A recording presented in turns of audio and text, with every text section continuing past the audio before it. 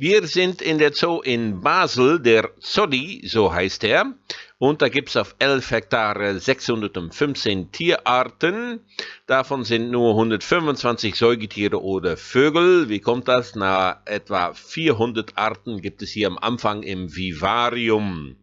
Ja, da gibt es 50 Show-Aquarien, etwa 20 Terrarien und viel mehr noch hinter die Kulissen, und darüber werde ich nochmal ein separates YouTube machen, sodass die Leute, die die kaltblütige Tiere nie so mögen, nicht hier 10 Minuten das angucken sollen. Also wir sahen gemeine Krake zum Beispiel, der Goldringel-Kugelfisch, gepunktete Wurzelmundquallen, Garibaldi, die orangene Fische, Königspinguine und Sakishima Langschwanzechsen, alle sind wunderschöne Aquarien oder Terrarien. Ihr habt einen Elefantenrüsselfisch gesehen in einem Aquarium, super schön mit Bolbituspflanzen. Steinfische gibt es dort und hier ein wunderschönes Aquarium, sehr natürlich mit der hohen Segelflosser Pterophyllum altum mit Erdfresser und auch Federsalmler und Antennerochen. Hier gibt's Dickbauchseepferdchen, 2 Männchen, denke ich, die sind bestimmt schwanger. Dann enden wir ins Vivarium mit einem Australien-Krokodilpärchen. Sehr schön und sehr aktiv war dieses Trio Nilpferden. Das habe ich sehr genossen. Ich habe vielleicht noch nie so schön Nilpferden aktiv gesehen. Wir reden hier von in der Hintergrund der Bulle Wilhelm. Der kam in 1990 aus Hannover Zoo, und das Weibchen, das ist die Helvetia, die kam aus 1991 aus Zürich. Also die beiden sind schon recht alt. Nachzucht würde vielleicht nicht mehr erwartet, aber dann im Herbst 2025 würde doch noch ein weibliches Jungtier geboren. Man kann hier sehr nah dran kommen, wenn die im Wasser sind. Das hat mich sogar ein bisschen erstaunt, aber alles gut. Und das war auch sehr besonders. Die haben schön gefressen, schön herumgelaufen, sind im Wasser gegangen, geschwommen, Geräusche gemacht. Lass ich euch mal hören. Und ja, das war das schönste Mal, wie ich mal Nilpferde gesehen habe. Unter Wasser ist auch nicht schlecht, na? Das gibt es auch ein Video von mir, Nilpferde unter Wasser. Also könnt ihr auch mal angucken. Es geht bei Nilpferde alles ein bisschen langsam, also wir genießen einfach die Nilpferdchen. Hier geht die Helvetia im Wasser.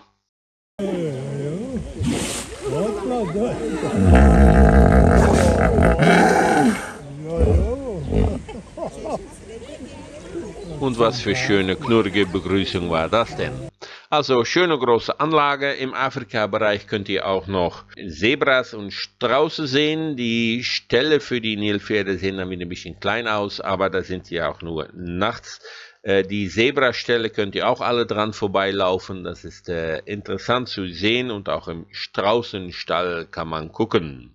Es gibt noch viel mehr Afrika im Zoo, also ganz hinten im Zoo gibt es das Antilopenhaus, da sind, wo wir da waren, 2,2 Kordofan-Giraffen und 1,2 Okapis. 1,2 heißt ein Einmännchen und 2 Weibchen.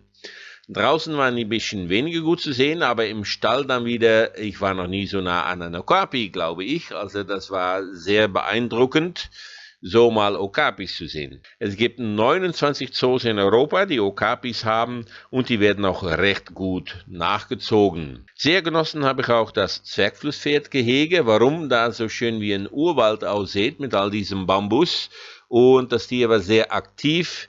Die haben ein Pärchen und sind auch im Wasser gegangen und so weiter. Also da habe ich bestimmt 10 Minuten da verbracht. Ein bisschen weiter unter den Gleis durch muss man dann, und dann sieht man ein Gehege mit indische Panzernashörner, und die leben zusammen mit Phisaias Pustelschweine. Ende 2025 gab es 1,2 Nashörner, und von den Pustelschweinen haben sie nur 2 Weibchen. Die Pustelschweine werden in 47 Zoos in Europa gehalten, und die sind in Asien sehr bedroht, also bloß gut, dass wir da Reservepopulation haben. Und die Panzernashörner, die werden in 32 Zoos in Europa gehalten, und in Basel gab es in 2020 noch 2 Nachzuchten, 2 männliche Jungtiere. Wir sehen eine ganz große Gruppe Javaneraffen, 60 Stück, und die haben auch Schneeleoparden 2.1 und die werden in 94 Zoos in Europa gehalten. Schnell vorbei an die Futterzeit von den kalifornischen Seelöwen und dann haben sie ein besonderes Haus, das Etosha-Haus.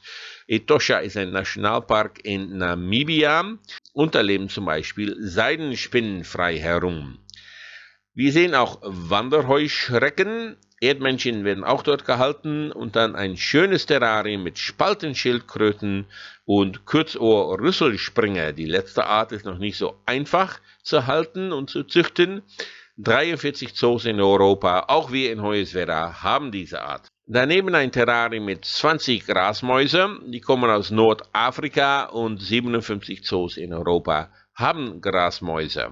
Dann ein schönes Gehege mit Siedelwebe, das sind die Vögelchen, die diese großen Nester machen. Die sieht man in Europa nur in Basel und Frankfurt und die werden unter anderem zusammengehalten mit Klippschiefer. Die Klippschiefer, da haben sie jetzt 1,1 und die werden in 33 Zoos in Europa gehalten. Dann noch ein schöner Voliere mit Scharlachspinten, etwa 20 Stück davon. Leider züchten die nicht so ganz, wie man möchte. Und es gab zum Beispiel 3 Junge in 2023 und die werden in 9 Zoos in Europa gezeigt. Im Elefantenhaus, da fängt man an mit einer neuen Gruppe afrikanischer Elefanten. Und auch da ein großes Terrarium mit Rotschulter-Rüsselhündchen. Die sieht man immer häufiger in Europa, werden gut gezüchtet. Also Basel hatte 4 Junge in 2025 und 10 in 2024. 31 Zoos in Europa halten diese Rüsselhündchen. Dieses Malawi-Becken findet man in ein Nilkrokodilgehege und da leben neben Nilkrokodil auch Zwergmangusten und verschiedene Vögel ganz besonders. Highlight für mich und Hauptgrund, warum ich nach Basel wollte, ist dieses Riesentermitennest im Gamgoas-Haus. Und das Nest ist jetzt leider verstorben, nach keine Ahnung wie viele Jahre. Ich dürfte aus Basel in Amsterdam so mal ein junges Nest bekommen und da habe ich auch YouTubes davon gemacht, sehr interessant. Und ich dürfte auch die Zucht von den Termiten sehen. Leider werden nur wenige Nester oder Pärchen ein großes Nest. Das ist noch recht schwierig, aber Termiten ist schon was Einzigartiges. Im gleichen Haus Gamgoas, da gibt es auch eine Zuchtaufstellung mit Boulingers Flachschildkröte. Und das gelingt schon gut. Die werden mittlerweile recht gut gezüchtet in 3 Zoos in Europa. Wir gehen im Vogelhaus mit draußen schön Waldrappen. Auch Jungtiere gab es bei die Waldrappen.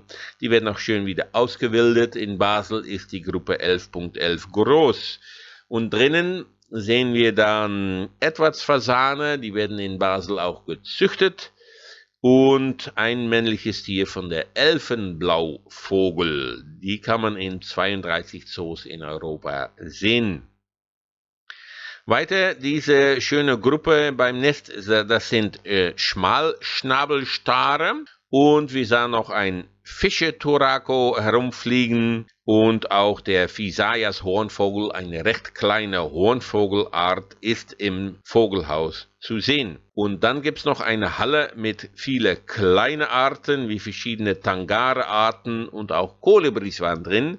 Leider muss man gut gucken, um diese Vögel alles zu sehen. Die Kolibris habe ich zum Beispiel gar nicht gesehen. Viele Affen gibt es auch in Basel, sowie Sumatra-Orang-Utans 2.3, aber auch Gorillas 2.4 und eine Gruppe von 17 Schimpansen. Also, dass so ein Zoo mit 11 Hektare alle 3 der Mensch-Affenarten hat, das ist überraschend. Und ich habe auch nicht den Eindruck, dass es viel zu klein ist oder so. Vielleicht, dass man in der Zukunft nochmal wählt, nur 2 oder eine Art sogar zu halten. Neben diese 3 Menschenaffenarten, da gibt es auch eine Menge andere Affenarten wie Weißkopfsakis, 7 Stück davon, Kapuzineraffen und verschiedene Krallenaffenarten. Draußen gibt es eine schöne Gruppe von 8 Bisons, auch mit Jungtiere. Wir sahen eine imposante Gruppe mit 100 rosa Flamingos, Es gibt auch ein Modell vom Masterplan. Der Zolli hat noch viel vor. Also behalte den Zolli im Auge, aber draußen auch gut gucken nach die schönen Vögel, die da herumfliegen, wie die Graureihe. Es gibt eine kleine Kolonie und es gibt auch ziemlich viele Störchennester da. Na, ich hoffe, das Video hat euch gefallen und ich würde sagen, bis ein nächstes Zoo Wild YouTube. Bis dann. Ciao, ciao.